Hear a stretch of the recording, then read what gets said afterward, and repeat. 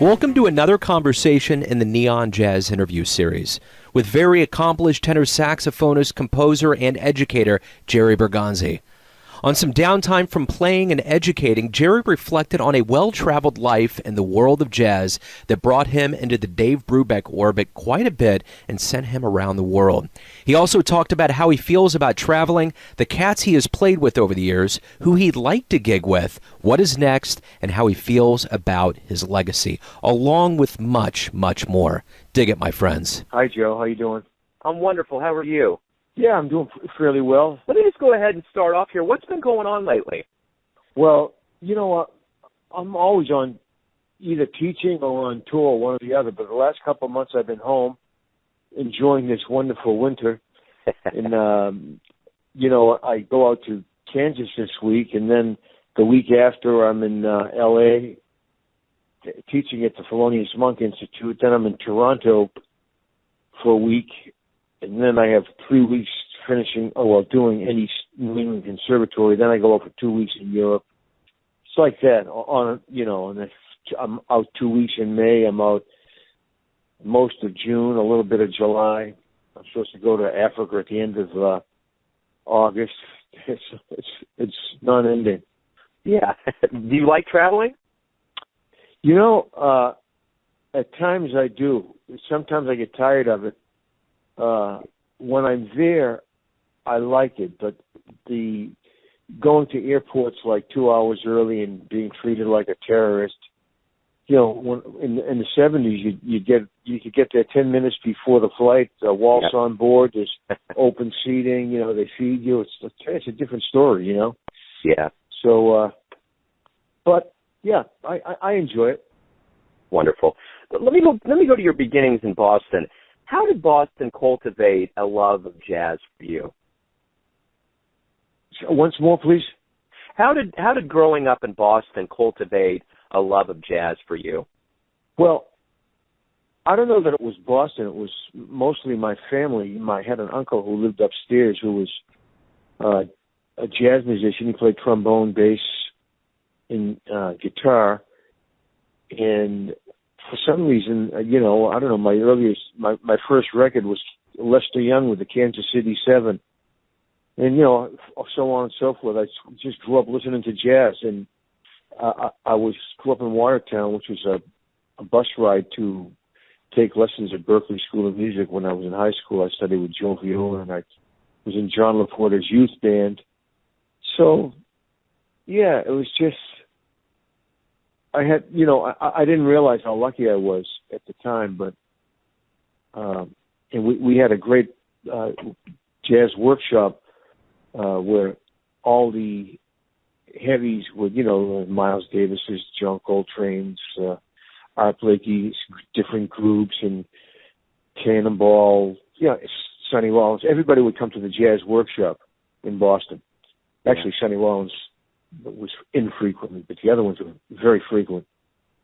Yeah. So I got to see all these great musicians. And we had another one north of the city called Lenny's on the Turnpike, who also had great jazz coming in all the time. So I got a chance to see a lot of great players. Right on. So then you made your way to New York in 72. What was that first year in New York like for you when you finally got there and you started playing? What was that like for you? Well, I moved in with a bass player, Harvey Schwartz, and he, somebody would call him and ask him to do a gig. Oh, you need a tenor player? You need a tenor player? We'd be playing sessions all the time. But it was slow work-wise. But then things started to pick up. I had a gig at the Mercer Art Center every weekend with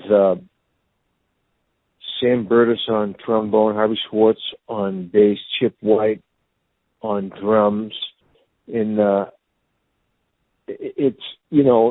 went on for a while. So actually the roof of the building caved in, so we didn't do that anymore. Then I got a call from Jerry Brubeck, and he said, you want to go on the road with my group, because I'm on a tour with my father, and he said they're going to be two groups. We'll open up, then Dave will come on and play, then we'll do 3 or 4 encores together.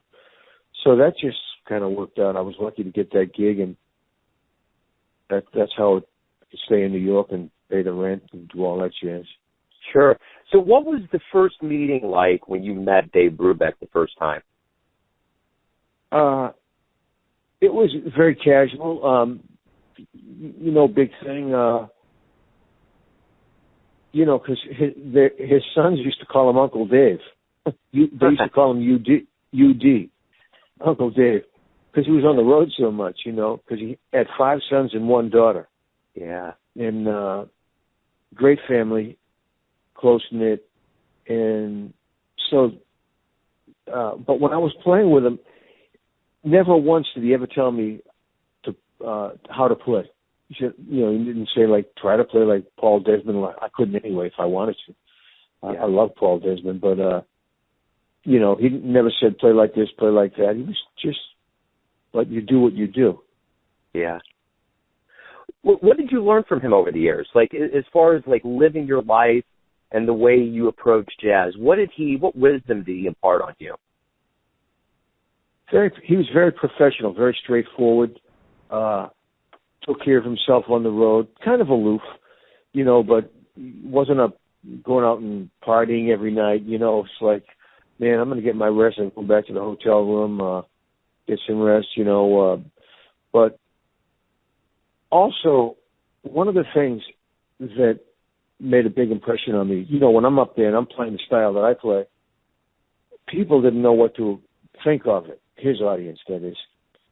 So he's on the piano looking at me, smiling. And they're looking at him, look at me. So they say, oh, Jerry must play pretty good. Dave likes it.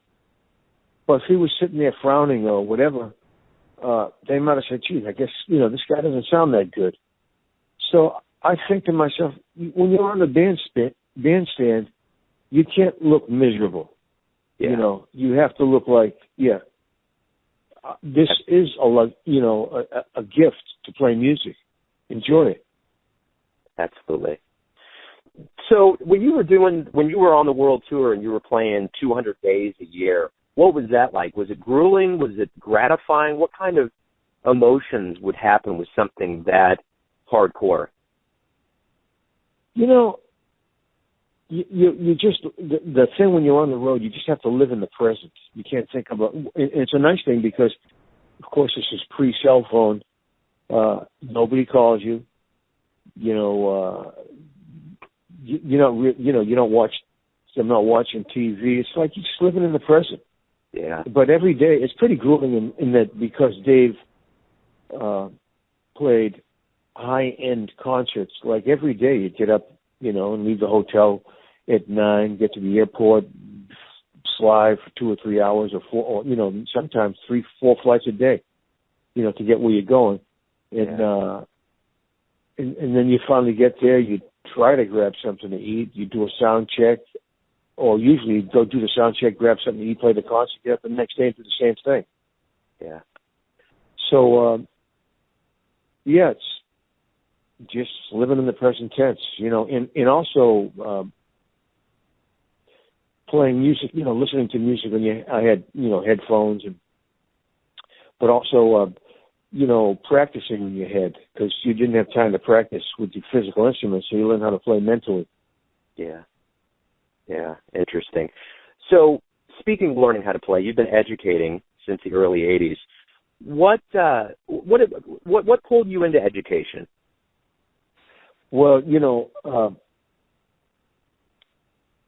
it's if you can't play music, if there's not enough gigs to support yourself, then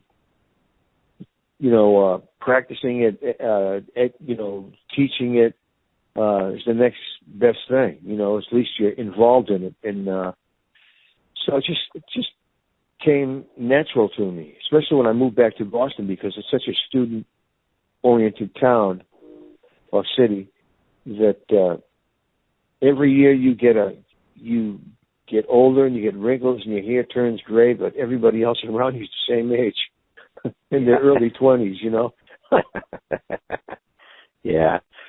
Who taught you the most about jazz? I'd have to say the people I listened to. I learned how to play playing along with records and listening to music. That's what teaches you.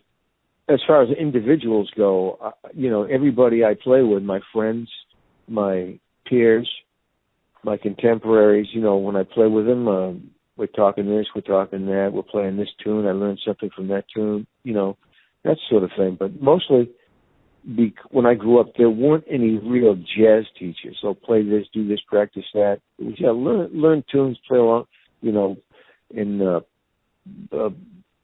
listen to records and learn tunes. So you teach yourself. You teach yourself methods that you think might get you to the desired goal. Yeah. What do you try to teach your students? Well, I try to teach them all the things that I've learned in, harmonic techniques, melodic techniques, rhythmic techniques, sonic techniques, with sound. But I try to teach them to believe in themselves too, because the older you get, you realize that, hey, there's no one way to do this thing. Everybody's got a unique way. Yeah, absolutely. Who would you consider your jazz heroes? You talk about, you learned a lot from what you listened to. Who were some of the titans that were coming through your eardrums that you loved listening to that really had a profound impact on you? Well, Sonny Rollins, Wayne Shorter, Joe Henderson, John Coltrane, Dexter Gordon, Hank Mobley, Stanley Tarantine, Sonny Stitt, Charlie Parker, Lester Young, Ben Webster. Those are tenor players. Yeah. Sonny Stitt, alto as well, but, Charlie Parker, alto too. But, alto players, Charlie Mariano, Lee Konitz, Cannonball, everybody. Yeah. Well, listening to 1 week, 6 months, I'm completely nuts about one player, and 6 months later, I'm nuts about another player. You just go. It's like you get, and not only that, you get to see them all. Yeah. Roland Kirk. Yeah. So you played with so many people over the years. Is there anybody that's kind of in your periscope right now that you would love to play with that you haven't over the years? Oh, all the people that I've wanted to play with, most of them are gone. And people ask me, well, who's your favorite player today? And I think, what's the last player I heard? Yeah. It could be a student, it could be putting on a record. Oh man, I can't believe that. It could be somebody old, it could be somebody new. So when I was younger, I had an agenda. I wanted to sound this way, that way, this way, and learn this way. Today, it's not like that. It's like I just, I'm more eclectic. But as far as wanting to play with somebody, it's like whoever I have the opportunity to play with, that's who I want to play with. Yeah. I don't try to say, I really want to play with this guy because, I'm going to get frustrated. Yeah. Yeah. So in your life of creativity, in an artist's life, there's times where there's a real prolific growing period or a lot of things are getting created. Do you ever look back on your career and think, man, that time period right there was a lot going on, a lot of growth, a lot of things. Is there anything like that in your life? Actually, I'd have to say no. Yeah. I don't live in the past. Like, whatever happened doesn't even seem like me. Yeah. It's like, man, I listened to your record, this, and I think, oh, yeah, and I'm courteous, of course, but to me, it's not even me. Just like, yeah, that happened that day. That's what happened. Cool, but I don't take credit for it, or it's, that's kind of like, I'm in the present. I'm feeling what I'm thinking about today, not what happened 1 year ago, 20 years ago, 30 years ago. Yeah. I don't know. It's a strange feeling. I feel detached about that. It doesn't feel like who I am today. It just feels like the weather of that period. So that's the weather of 1989. That's what the weather was like. But today, it's different weather. Yeah, absolutely. So it seems to me as an artist, the pinnacle of your life can be coming up with your own record label. When you established Not Fat Records, was that a huge moment for you? That was a big moment, yeah, because nobody was recording. You know, you couldn't get arrested, never mind get a recording contract, playing jazz, that is, or creative music. So not only was the record label great for me, thank God for Bruce Gertz, who's still putting out records and has his own label, who was paramount in having this all work. But we used to go in the recording studio every 2 weeks, you know, and just play, not to necessarily have that come out on a record. And just listening to it, you learn so much because you're trying to make a statement. And a lot of times, the things that I thought, oh, I'm going to play this, so I'll try to play some of this stuff. Oh, God, I don't like that. And the stuff that was just kind of off the cuff and natural, kind of like more. So you augment what you like and diminish what you don't like. And it's a learning process, recording. It's great schooling. Yeah, absolutely. When you look back on your first gig, like really your first big performance in front of a crowd, and then think about today, how do you approach the stage today versus the way you did in the beginning? Do you get nervous? Do you is there a way that you approach it now that you're wiser and older versus in the beginning? Yeah. You know, I can remember playing gigs where I look out in the audience and, you know, all my peers are there, Bob Berg, Mike Brecker, you know, so-and-so, and you know, you just try not to think about it. You just say, okay, I'm playing music. Yeah. And I feel like that today. And of course, playing with Dave Brubeck helped because sometimes you're playing in Symphony Hall, Lincoln Center, Carnegie Hall. So all the great halls throughout the world. And you just, after a while, it's just like there is no audience. It's just music. Yeah. Yeah. You know, it might be lame to say that, but, you know, the audience is a figment of your imagination. Yeah. No, that's cool. What's the greatest thing about waking up every day for you? Having a cup of coffee. Amen. No, that's great. You know, just getting up and having your mind clear, not cluttered. Like, you know, you get up and all that stuff that you have to do this, you have to do that. You know, when you get up, it's kind of just taking it easy, and it's kind of just trying to clear your mind, get rid of all, just be free. Yeah. Space. Right on. You know, when you look through the annals of jazz and you look at all the names that kind of surface to the top, kind of the perennial downbeat list, your name's up there. You're a big shot in jazz. And I know you're kind of an existentialist. You look at the future or you look at right now. Do you ever think, man, it's cool that all these years have gone by and I've really accomplished a lot with this love of music, and you're a big shot in jazz. Does that ever kind of hit you that you really enjoy that, or is it just something that's not on the radar? You know, I never think of myself as a big shot in jazz. I don't feel any different than the way I did when I first started playing. It's all the same to me. I don't read. I shouldn't say this. I never read jazz magazines. Yeah. You know, because I'd rather read a novel or a car magazine or something like that, or that's just because what I do. You know, so why read about it? Yeah. But I don't think of myself as that, and particularly because, you know, having when you're traveling and you're trying to make a living on the road, it's not easy.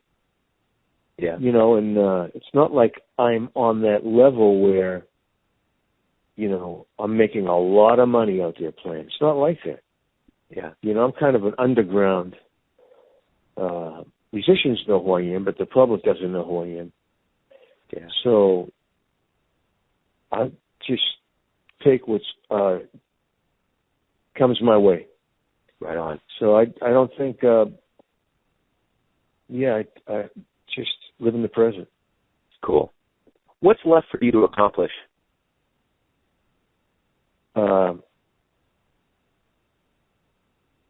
Well, I have a couple of, you know, on my, I write tunes all the time. Mm-hmm. You know, you can go on Jeff Elwood's site and download any one of my tunes for free. There's about 300 of them. Yeah. And that's just half of them. Yeah. But so I'm not writing all the time. I just want to, you know, play. I have a steady gig here Mondays. I had a steady gig Monday and Wednesday, but the Wednesday one is out for a while. And so we get to play all these new tunes every week. I'm putting new tunes in front of these musicians who are reading them down and playing them. So that's really a great opportunity for me in just to write and have it played by 5 musicians. Right on. Final question. How do you want the world to remember you? You know, never thought about it. Yeah. I think to myself that, you know, people say, "Oh yeah, you're." I tell people, music is the master. We're all students, you know. Yeah. So the world can think of all musicians as students to the super, you know, to the universe of music. I mean, we're just scratching the surface. Yeah. So, yeah, I mean, I'd like to see the world think of me as a positive person. Right. Jerry, it was a refreshing interview. I really appreciate you taking some time out, and continued success. Thank you, Joe. All the best. Thank you for doing it. Thank you. Thank you. Bye-bye. Thanks for listening and tuning in to yet another Neon Jazz interview, where we give you a bit of insight into the finest players in New York, Kansas City, Boston, and spots all over America, giving fans all that jazz. And thanks to the great Jerry Bergonzi for his honesty and extreme cool. If you want to hear more interviews, go to Famous Interviews with Joe Domino on the iTunes Store, or you can always visit theneonjazz.blogspot.com for all things neon jazz. Until next time, enjoy the music, my friends.